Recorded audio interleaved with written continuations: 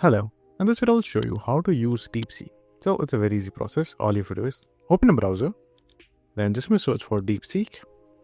Now click on Start Now right over here, and then quickly create a free account with your email address and password. Now once we'll do that, you will be redirected to this interface over here. Now it will look similar to ChatGPT, as most of the features are similar, but there is one difference.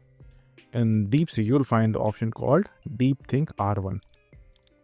So this is the key feature that separates DeepSeek from ChatGPT.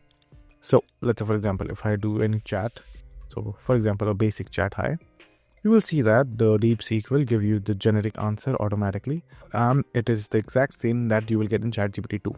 Now over here, the difference is if you enable the DeepThink R1 option and ask something again, this time you will see that there is a small box called thinking. That means this time the AI is exactly thinking how to answer by looking into the previous questions that I may have asked, and after thinking about all of that, it will give you an appropriate answer, as you can see right over here.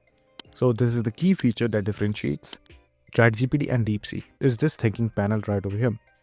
Over here you can see the exact thought process of the AI. So currently ChatGPT have also added the feature, but originally the feature came in DeepSeek.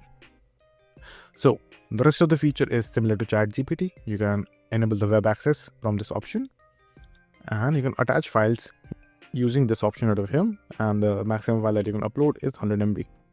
But there is a simple thing that you should keep in mind.